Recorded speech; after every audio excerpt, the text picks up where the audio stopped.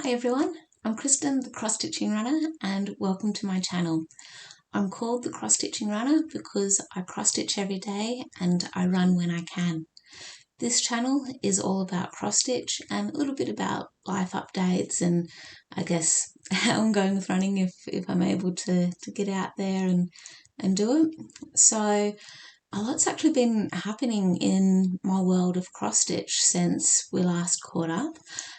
Before I dive right into everything that's been going on, I just want to say a really big hello and welcome to all returning viewers and subscribers, and a big hello and welcome to any new people who have come along and found this channel, and many thanks to people who have liked and subscribed to this channel and commented and all of that fun stuff.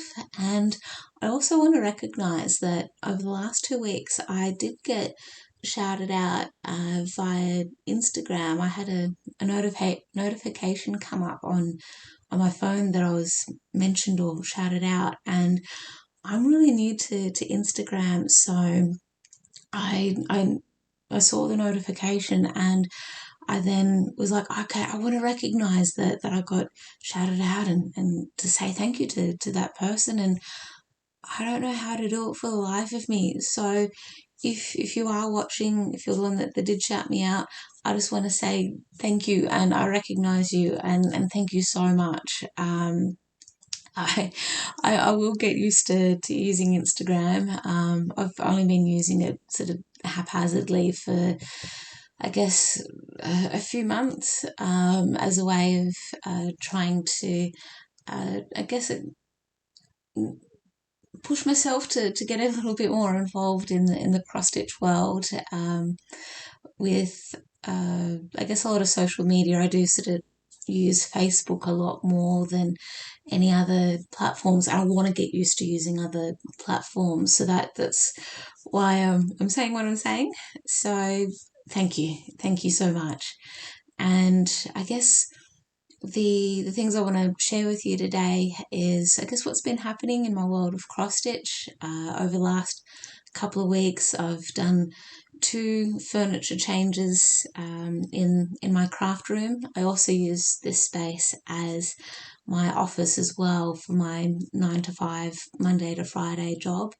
So I've moved some furniture around a couple of times over the course of 2 weekends, and yeah, maybe in a few more weeks I might end up rearranging furniture again to make my space a lot more ergonomic. And as part of me rearranging furniture and also trying to do a bit of a cleanup, I started going through some of my cupboards. Actually, I take that back. I only have one cupboard in this room and it's a closet. It's a very small space for lack of anything else. And as a result of me starting to go through my cupboard and remembering what I've got in certain bags, I actually came across some cross stitch stuff that I'd completely forgotten about, or I'd forgotten about because I hadn't realised I put it into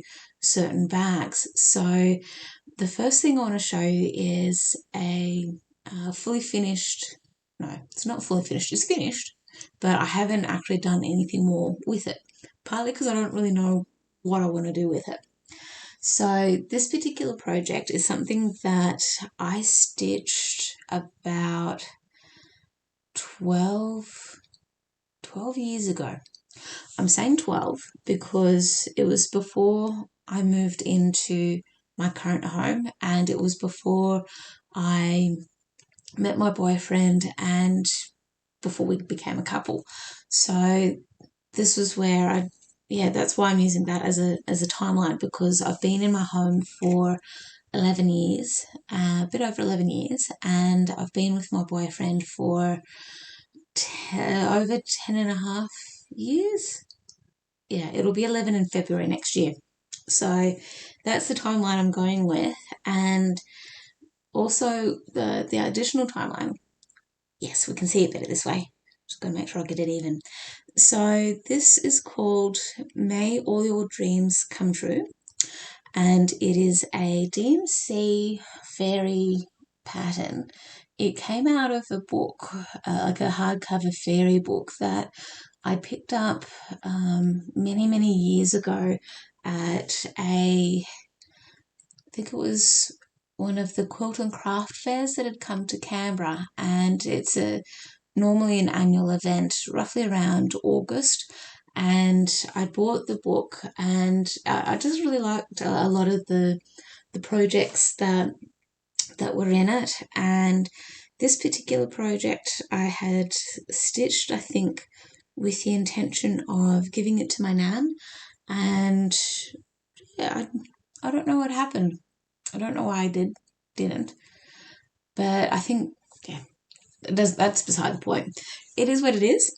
And actually, I'll just hold this back up again. So I don't quite remember the name of the book that I got this project from because I've destashed the book. I donated it to the Crafty Frog because the Crafty Frog is a bricks and mortar store here in Canberra, and they, a couple of years ago now, were doing a special donation drive for the bushfires of 2019 and early 2020 that were happening in many, many areas of Australia.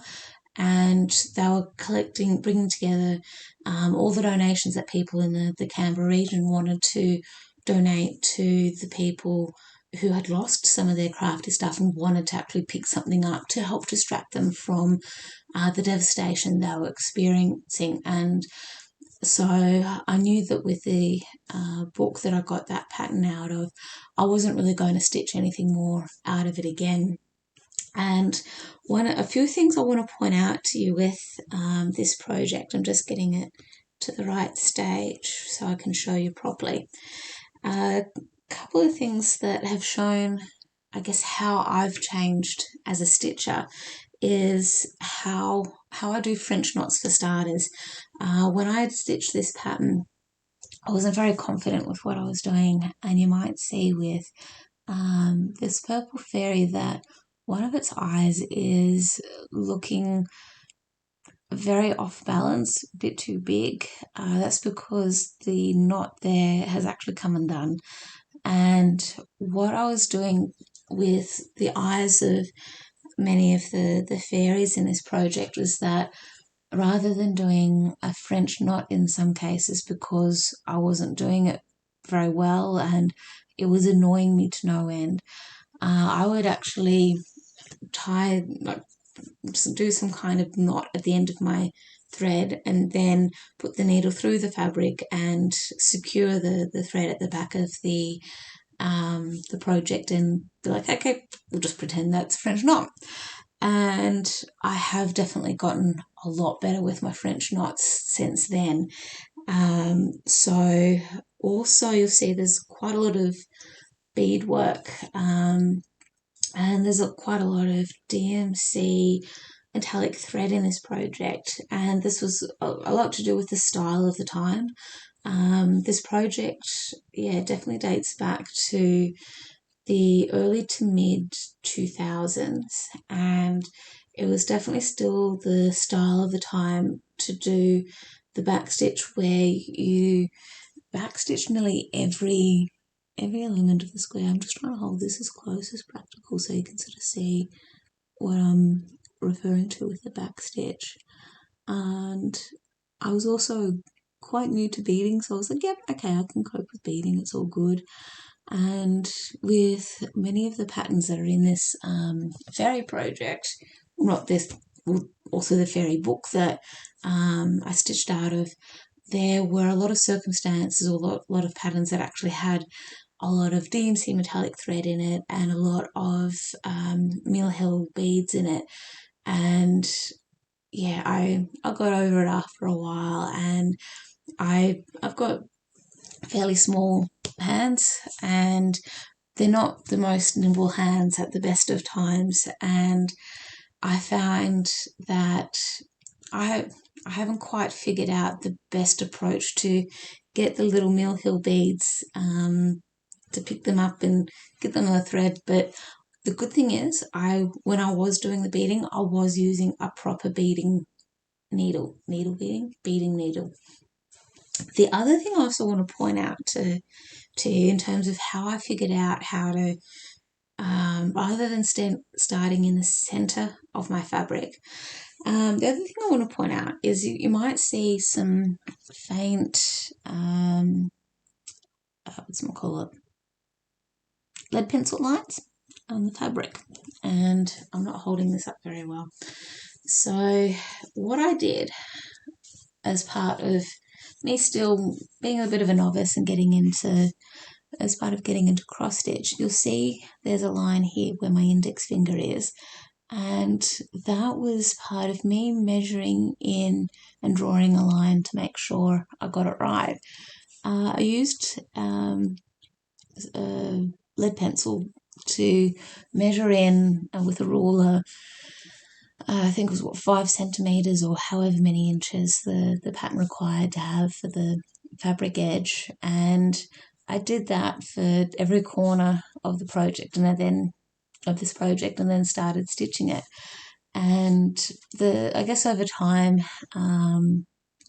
it's faded. I've been able to wash this gently. I hand wash it, and it's balanced out okay. But yeah, I've definitely learnt a lot since then, where I've learnt that if I'm going to start in the center of a project, for example, that I can fold the project in terms of fold the fabric in half, and then fold it half again, and maybe use the warmth of my hands to put a crease in the center of the fabric, and or I can use an ironing board and use the heat of the iron to help with those creases and actually find the center if I'm really adamant that I need to start in the center of the project. And if I'm doing a full coverage project, I have found that I'll use my judgment and my eyes to figure out where I want to start, maybe in the top left corner or the bottom right corner, wherever it is that I feel comfortable with doing. And then if it's not quite the 5 inches or 2 centimeters, whatever the measurement needs to be, it'll be okay. So that was my first find, that it was really nice to go walking down memory lane. The other thing I've completely forgotten to mention, this was stitched on 18 count Aida, and I was using all of the called for DMC threads to the best of my memory. I know it was definitely all DMC threads, because at that stage I had not heard about any of the beautiful specialty threads that many people are starting to use, and I've even started using in certain projects. So these specialty threads I'm talking about are the hand-dyed threads, such as cottage garden threads or many others. I can't think of any others right now, but there is just so much variety now that it's fantastic. So the other thing I found in the same bag as this fairy picture was a whole heap of fabric and some DMC threads. I had completely forgotten that I'd bought the fabric and the threads. So I had bought about a meter's worth of, I think it was 25 or 20, it might have been 25 count fabric. And I actually even cut out some fabric that I thought I needed for a heaven and earth design, and I'd even used my mum's sewing machine and folded over the edges and then sewed around the edges to stop the fabric from fraying. And what I also done was I purchased a whole heap of DMC threads, and these were to stitch on a heaven and earth design. I'm going to get it out on my phone. a project called Sampler, and the artist is Adele Fennick, and it's actually quite a beautiful pattern, and hopefully you can see this okay. Hopefully my phone will do things. Okay, you can sort of see that it's got an alphabet around the edge and that it's got 3 panels on the inside, and my attraction, actually hopefully my phone will, there we go, that's better. Okay, so that's a bit of a better view of the pattern. So what my aim was to do was to stitch that entire sampler as we saw it on the screen, and my aim was to stitch it for my sister, and this I think was before my nephew came along. So my nephew is now 6. He'll be turning 7 towards the end of October this year, and the part of why I bought the sampler pattern was I had this memory in my head for a long time that my sister for a long time really liked fairies, and I think she still likes fairies, but her interests have changed significantly, and so she's not as interested in fairies as what she used to be. But because I still, sorry, itchy nose. So because I still had the memory of her having an interest in fairies, and all, okay, cool. I want to challenge myself with a heaven and earth design, go with that fairy, and because she's going to be a mum, that center panel that we saw of the lady cradling her bub. I'm not sure if it's not showing up very clearly, but yeah, it's like the artist has. Sorry, Selena Fennick. I hope I said Selena Fennick as the artist. So the Selena, as though she'd used lead pencil to sketch the center panel, and that's part of why I was drawn to it, thinking of my sister. So what I'm thinking is I could still stitch that project, maybe not in full, in terms of the entire picture that we saw. What I'm thinking is that I could still stitch, say, some of the letters in the alphabet to spell out different words. I could stitch one of those panels and use it as a bookmark, or create a bookmark. My motivation for stitching that isn't too high at the moment, so I'm thinking that it's good knowing that I've got those threads and that I've got that particular size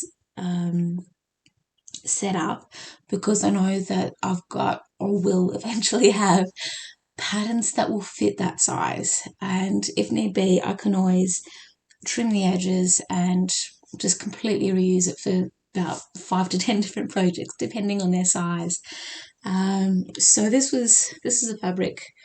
This is the roughly meters worth of the 25 count fabric, and I have cut a panel out of it for that heaven and earth design, and I felt so excited that I'd come across this fabric, because I've become a bit of a hoarder of fabrics.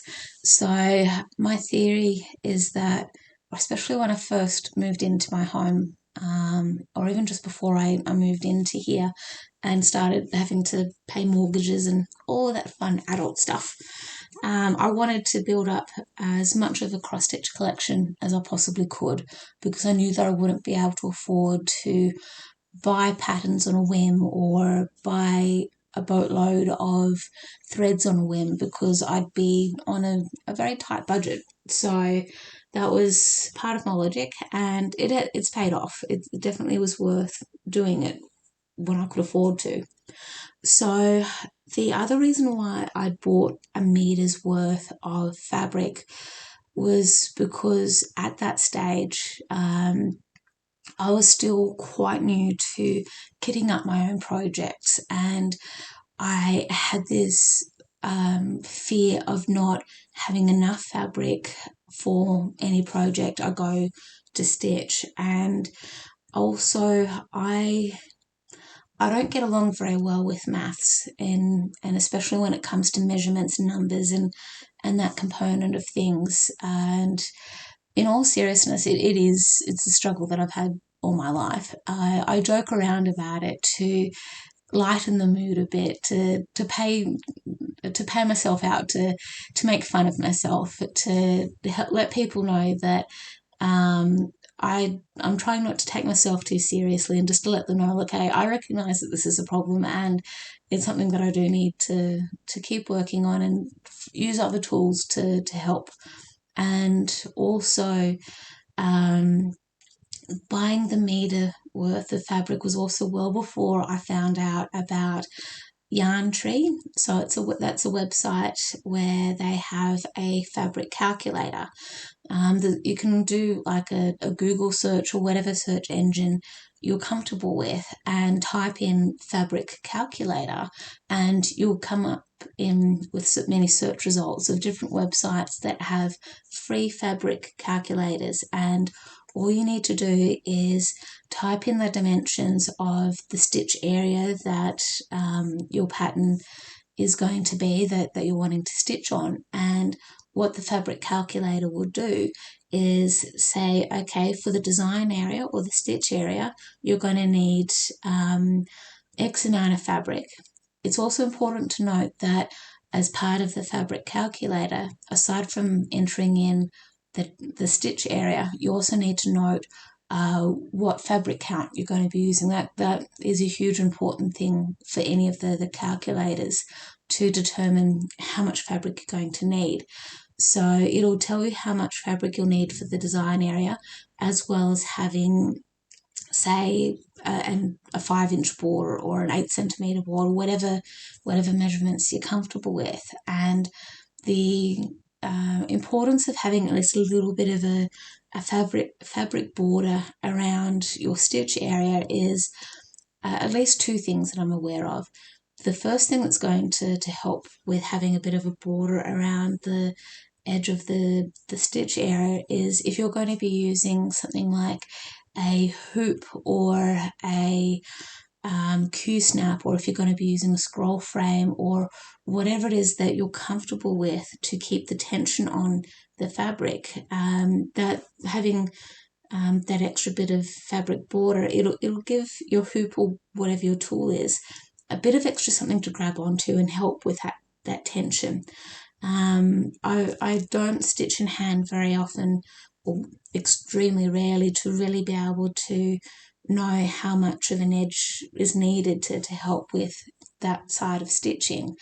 And the other thing that I'm aware of for why a fabric border can help a lot for the stitch area is if you choose to frame your project, having a little bit of extra fabric around the edge of the design area can help with the lacing of it and keep the tension happening, and help to straighten out the piece. Because I've definitely found over time that when I've finished stitching a piece, that it may look straight, but once it's been cleaned up and straightened out, that the fabric has warped a little bit over time, especially with some of my full coverage pieces. And I also use a hoop as part of my stitching to keep the tension, and that's where I found things can warp a little bit. But for the untrained eye, it doesn't really make too much of a difference.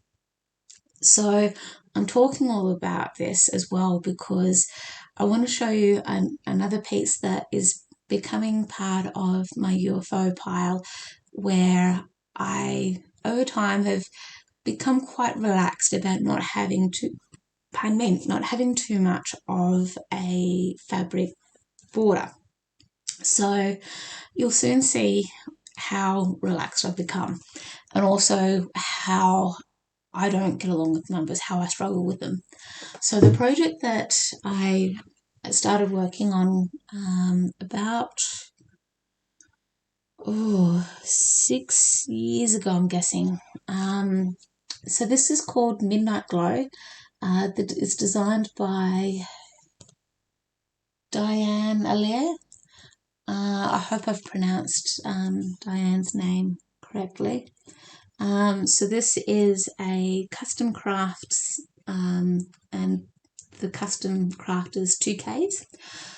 So this is a pattern that I bought as part of a, what is it? It is the Quilt and Craft Fair. I think I bought it as part of the fair that had come to Canberra before COVID and all that fun stuff. So I think I bought it there. If not, I think I might have bought it up at Mittagong, where there's a cross-stitch needlework store up there. Beautiful place, well worth going to if you can get there if you're in Australia. So I've stitched most of the pattern, but you'll soon see that I was too relaxed about measurements and not properly realising the importance of having border. Okay, so this is what I've gotten done so far. See, I'll bring Sophie this way. So let's see. So up where you can see my fingers moving at the moment, that's the very top of the fabric. So I've not really allowed myself much at all. And it seems like I don't have too much more to stitch. I do have obviously the horse's nose and a lot of the remaining of the mane, but I actually don't know if I've got enough fabric to be able to stitch the nose. So just to bring this pattern back up again. So I've got that. I'm not going to be able to hold this up as well, but I could, but you might be able to see a little bit of a comparison. So I might be able to get away with maybe getting the nostrils and the nose of the horse in, but I may not be able to get a lot of the mane in. That still needs to be there. So I'll just bring this up a little bit closer for you so you can actually see how little of an edge I have at the top of the project. So I'm stitching this on 14 count Aida using all DMC cord full threads, and you'll be able to see that there's not much there at all. That might be one line, maybe two lines of the crosses that could be available, and that's it. So if I do get this framed, professionally framed, unfortunately this will be requiring an experienced framer to be able to do this. There is a possibility that I could take some of the fabric off the edge. Actually, go this side. I might be able to take some fabric off the edge here and attach it to the top. The other thought is that with the framing, they might need to cut into a little bit of the top of the project to actually help with the stretching, and that could be okay. It may not lose too much of that, but yeah, from one extreme to the other, eh? Okay, so the last thing I actually found as part of my cleaning out of cupboards and finding fabric and all that fun stuff was a cross-stitch kit that I had started for my boyfriend, but I set it aside because I fell out of love with it, and I thought that I threw it out, and turns out I didn't, which I think is a good thing, because it could be one of these fun projects that will give me a break from some of the full coverage and intense pictures that I have in my rotation. So this is a Bothy Threads kit, and it's called A Dictionary of Dogs, and it's using artwork. So on this kit it's saying, one of a series of kits adapted from paintings by Helen Smith. So I think I bought this again at a quilting and craft fair that had come to Canberra, and it's got the pattern and all the fabric and threads and everything that I need for it. and I got a fair weight into it, and so I haven't properly ironed it or anything, but with this particular project, what has amazed me is that the fabric is still in good condition. This is 14 count Zweigert, I think the thing is saying. Yeah, it's 14 count white Zweigert Ada, and I mean it's still a little bit stiff, but the couple of things that I found quite entertaining is that you might notice that there's a needle in the corner of the fabric, that and the fact the needle hasn't rusted it at all, which I think is a really cool thing. So there's also I have put a few more stitches into it since I grabbed it out of the bags and all the rest. But yeah, hopefully I can find the motivation to keep working on this and actually get it finished, because it should be pretty easy for me to do. I just need that motivation to do it. So how often that will be in my rotation, I'm not completely sure. The Yeah, so that was actually kind of the fun thing, really cool finds as part of me trying to clean things up a bit. And I guess I was cleaning things up a lot to create some space in a little bit to do with creating some space in my room, but also go through my collection of crafty things to figure out what what I still value, what I still like in terms of what brings me joy, that kind of thing.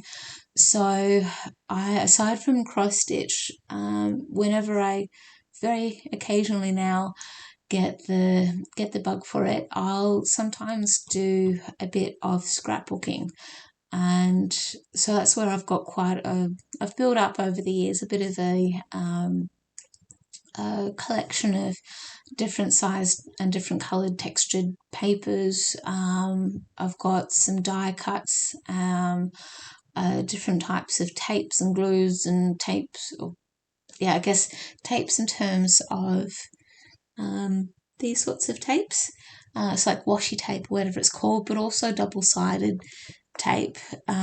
Double-sided tape is a very good creation, I think. It has helped me out quite a lot with my cross-stitch stuff as well as scrapbooking. So that's just one other tip. So yeah, that was part of why I was just going through things and figuring out, remembering what I've got, where things are, all that fun stuff. So I've still got a bit of work to do, and yeah, it might just be a case of me trying to better utilize the space that I have and seeing how I go with that. So the next thing, I guess, moving on to the next stage is, I guess, my works in progress. So I have been doing a bit of work on the Elephant Biscornu by Tiny Modernist, and I started this project as part of the Black Needle Society's Autumn and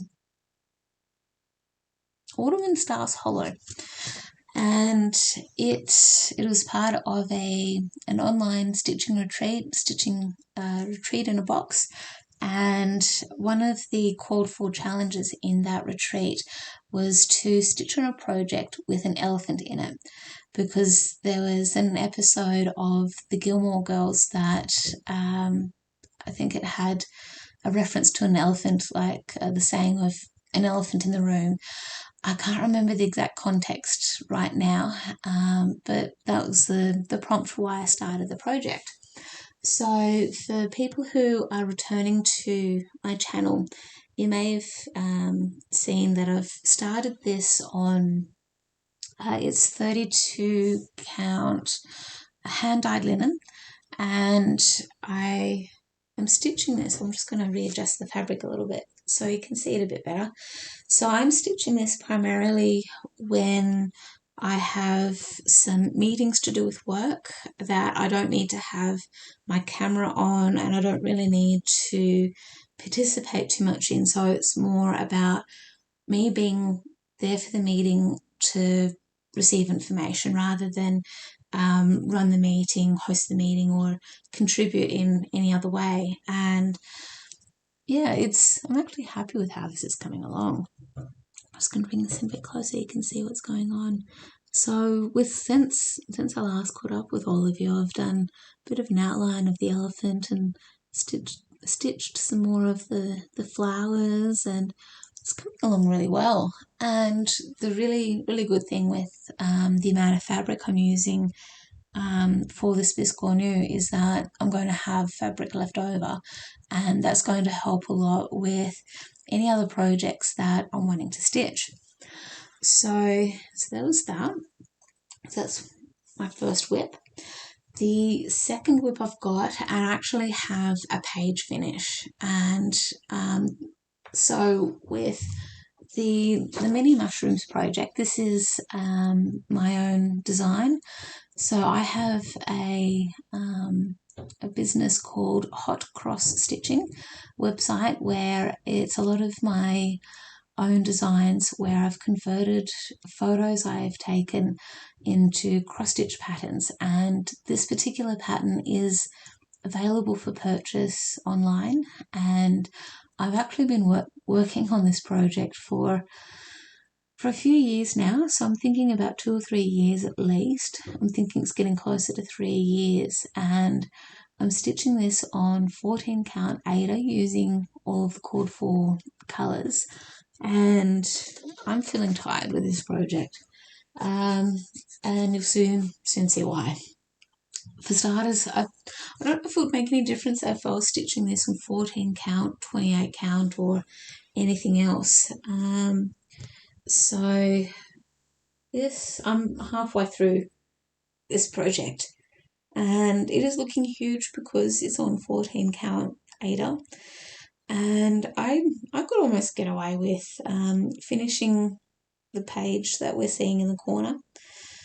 I could stitch that page and be done with it, because that's how much more I've got to go. This thing's huge. So this particular project had been called in the month of August as part of WhipGo. So this is my first year of participating in WhipGo, and this is the bottom page. So with WhipGo, it's based upon the game Bingo, and it's also something that Jessie Marie from Jessie Marie Does Stuff, that's her Flosstube name, or Flosstube channel, and she developed WhipGo as something just for herself to help her with motivation with getting through some of her works in progress. And as part of her talking about WhipGo on her channel, many other people really, really like that idea. And what WhipGo does for many of us who want to participate is we have 25 squares on a square piece of paper, or whatever mode you prefer, and you can number the squares in whichever order you want. You can start from, say, the top left corner, calling it number 1, and then have it ending with 25 in the bottom right corner. Or you can just have it all quite random all over the place. And the premise is using, I think it's like the random number generator on whatever app you choose for your phone, or the device, your preferred device, is the random number generator will bring up 2 numbers, and those are the 2 numbers that have been assigned to particular projects that you want to work on. And so you can assign a different project for each number, or you can, like in what I've done in my case is I think I've assigned the first 12 numbers to 12 different projects, and then I flipped it. So for the remaining 12 numbers, I've had whatever project for number 1 is also a project for number 25 and work backwards that way. And with the number 13, that is a free space or a free square, so to speak. So with the number 13, when it's called, it can be whatever you want it to be. You can, or just choose to mark it off and go, yep, okay, it's done. Or you can assign a new start, or you can assign whatever it is that you want to that particular number. And it doesn't necessarily have to be a cross stitch work in progress. It could be knitting or crocheting or whatever craft is your jam. You can definitely assign whatever projects you want. And the other important thing is that you can assign certain goals to those projects that you want to achieve during that month. So me being a novice and also having time off in the start of this calendar year, I thought, okay, I can easily put 250 stitches into 2 projects per day. Big mistake. When I have time off work, that is a really easy, very easy goal for me to achieve. And I work full time, so I unfortunately found that as soon as I returned back to work, that reduced significantly. I wasn't able to achieve many of my goals at all. And I also found that with some of the works in progress that I do want to see progress on, but I don't have the motivation to stitch, when those numbers did come up, it'd be like, yeah, I could stitch that, or I could start a new project, or I could work on a different project. And that's what I found happening for August. So I was really motivated to get through getting the page finished for the mini mushrooms. And the other project that had been called was the Midnight Owls. Actually, no, I said August was the month for Gundry mini mushrooms and Midnight Owls. This was actually meant to be for September. My bad. I'm sorry about that one. So I am not motivated to stitch on Midnight Owls at all. And so what I'm doing is stitching on my own projects, like my own patterns, because I really want to see progress on them. So I'm just going to move some of this out of the way. So the next project that I've actually started putting some work into is one that I've called Pink Bottle Brush Mini. So this again is available on my website, and I've called it the Pink Bottle Brush Mini partly because I don't know the name of flowers very well. I don't remember them very well, and in my headspace this looks like a bottle brush, or one of the different types of bottle brushes that are in Australia. And this particular photo was taken of a flower that is at my family's holiday house in the south coast, or in New South Wales. And this particular project, I found that when I was converting it into a cross stitch pattern as a full coverage piece, it was intense. And I also found that we could easily get away with not doing it as a full coverage piece, that we could actually potentially remove quite a lot of the background and actually stitch it on black fabric, which is what I've started to do. So this has been a very slow work in progress, and this is what I've gotten done so far.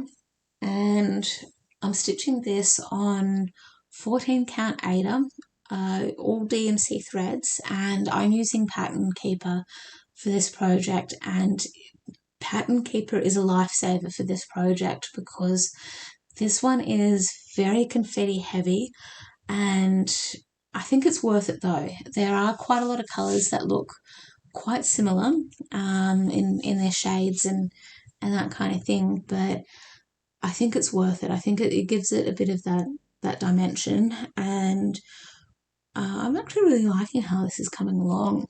It's looking really pretty. And the more I stitch on it and the more it comes to life, we'll definitely see a lot more of it looking beautiful. So that's one of the ones that I've been putting quite a lot of love into instead of the other called for project. Okay, so the next project I've actually started putting a lot of love on is one that I'm super excited about because I have finally sold a cross stitch pattern.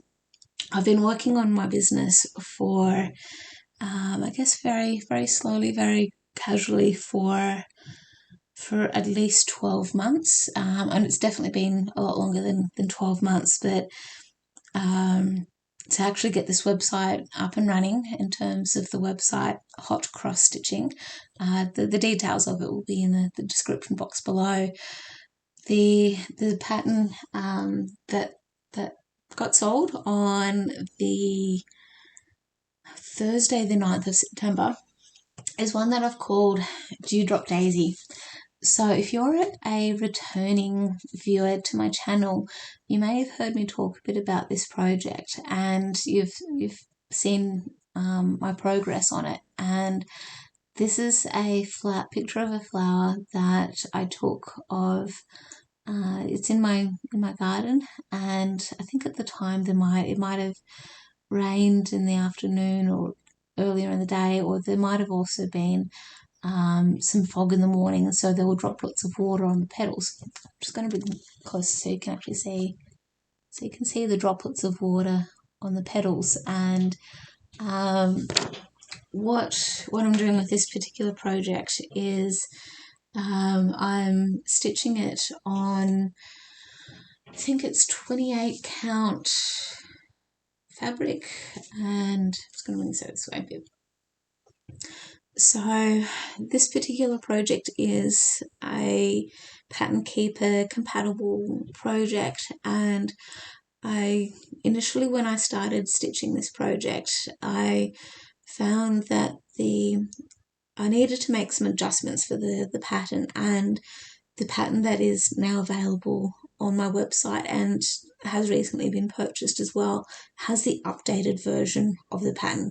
And so where you can see my pinky moving, or where you can see the pattern, not the pattern, the needle minder, that's the start of the updated edition of the pattern. And I started stitching it over the side where you see the needle minder, because with the updated edition, I removed some colours from the project, because with the software that I use when I'm converting pictures into cross stitch patterns, my aim is to still keep as much detail as I practically can, and that way it still gives that vibrancy, it still gives that detail that I see that I want to have in the patterns. And it means that sometimes the projects are quite big, but in my headspace, it can be worth it if you are the type of stitcher who enjoys the process of stitching. So that's definitely the type of stitcher that I am. So I'll just give this a bit of up a bit closer so you can see what's happening here. So with this project, I'm stitching it 2/2, so 2 threads over 2 squares, and I'm using all of the called for colours. And yeah, I'm enjoying how this is coming along, and this fabric is nice and soft. It's beautiful to work with. I dyed this purple, dyed the fabric. I used some powdered dye that is, I think the brand name is I dye, as in the letter I, and then DYE. And it's a brand that's available from Softlink. Spotlight. So Spotlight is warehouses that are dotted right around Australia, or many places around Australia, and I guess it's quite similar to Joann's and Michael's and those sorts of places in America. And this is where, yeah, I wanted to try my hand at dyeing fabric and that kind of thing. And I think I got the fabric from, there's a patchwork quilting craft place store that's on the south coast of Australia in a town called Mogo. And I do enjoy going to that store. They've got some really beautiful things there. They've got, I guess, mostly cross stitch stuff, not mostly patchwork stuff. They with some cross stitch stuff and some applique and those sorts of things. And yeah, absolutely beautiful, beautiful stuff. So I love being able to get some cross stitch supplies from there. They do carry DMC threads as well. So I've spent hundreds of dollars at that store to help with my stash. And Mogo was actually one of the many townships that were impacted by the 2019-2020 summer bushfires, the Black Summer that Australia had. So that's where I also really made a point of spending money there, because on the south coast of Australia, where I go for holidays, there aren't that many crafty places, and for me, it's important that that the craft store survives. So, so they're my whips. They're my works in progress that I'm actually going to be spending more time on for the rest of September. And I guess we're now on to plans and also haul. So I want to show you my haul first. So the first thing I want to show you, sorry about that, I had a bit of a coughing fit, really needed to get that drink of water, and I hadn't realised I'd been talking for so long. So getting on to haul, I wanted to show you the two patterns that I purchased. On Facebook, I'm part of a couple of different cross stitch groups, and one of them is the Full Coverage Fanatics. I'm not as active as what I would like to be on the group, and someone had posted that a website that I actually hadn't heard of before, called Cross Stitch for Everyone. It's an Etsy store, and I'm looking down at my notes here. So it's the the number 4, and then the words Cross Stitch Everyone. So the first pattern that I bought is the Eternity Feather, and I've actually been eyeing off this picture for a while. I first saw this pattern, well, not necessarily, I didn't realize it was a pattern. I first saw this picture on Pinterest, and I really loved the colors of it, and it was the colors that drew me to it. And I had done some casual searches just to see if it exists as a pattern, and thankfully it does. I am so thankful it does. So I was able to purchase it, and I've got it saved into Pattern Keeper, because it's something that I want to stitch, and I've even got in my mind as to which fabric I want to stitch it on. So the fabric I want to stitch it on is actually this really beautiful fabric. Actually, I think I've got it now.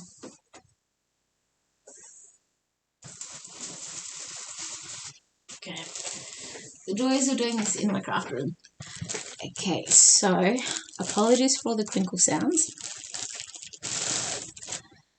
Okay, so I want to stitch the Eternity Feather on this fabric, and it's not showing up as well as what I would like, but the beautiful thing about this fabric is that it's got flecks of gold through it. So it's like it's got the DMC metallic thread, gold thread throughout it, and yeah, it's just not showing up very well on camera at the moment, but that is, the label is saying it is 28 count Lugana 28 count Brittany Gold, and it is beautiful fabric. So that's what I want to stitch the Eternity feather on. And even though the project has been designed to be full coverage, I'll just bring the picture up again so you can see it again. So with the full coverage project, the way the pattern's been designed is I would apparently stitch some of the white that we see in the background as well, but my aim is to just stitch the colours that we see on that project, and I think it would look beautiful. It would just turn out so stunning on that fabric. It would be beautiful, it'd be wonderful. The other pattern that I purchased on Cross Stitch for Everyone is a steampunk mechanical design, and on Pinterest especially, but I think some of the full coverage fanatics and other Facebook groups that I'm part of, I've seen some people do some patterns very similar to this one. So this one is, I think it's called Mechanical Seahorse, and I love it. So I'll just keep the screen active, get it a bit brighter. So I love the colours on it, and it is meant to be full coverage, but I could probably get away with stitching this on that 25 or 28 count fabric that I have like a meter's worth of. I could definitely get away with that. So they're the two patterns that I bought as part of my haul, and yeah, so I am looking forward to stitching those. And I just also need to remember that I've got so many other patterns in my collection that I've either had for years or I've recently bought as part of sales that are happening on Heaven and Earth Designs or wherever that, yeah, every time I have the aim of saying, no, I'm not going to buy any more, a sale happens or something catches my attention and it's like, yeah, okay, that just goes out the window. The good thing is just having the variety, having a selection to choose from, and knowing that I have the supplies that I need to do the project, or at least make a start on it. So that's my haul. So my plans, I guess, now that I've had my first sale in terms of someone's purchased one of my patterns, I really need to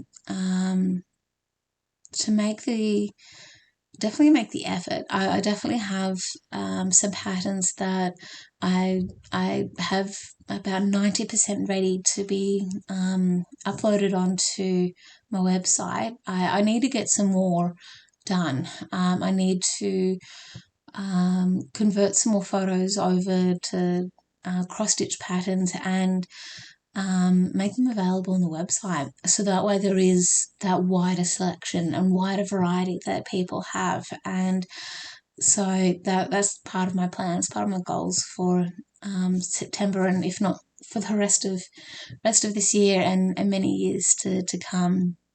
So I've been yammering on, chatting away for quite a while now. It's been probably over an hour, and probably the longest that I hadn't expected this particular episode to go for as long as it has. So thank you so much for sticking with me for this particular episode. And if you have liked what you've seen and you want to hear a bit more about how things go and all the rest, like and subscribe. If you're so inclined, if you are definitely interested in hearing more about how things are going in my world of cross stitch and all that fun stuff, yeah, definitely like and subscribe when you can. Thank you very much, and I will catch you hopefully in about 2 weeks' time. And until then, happy stitching.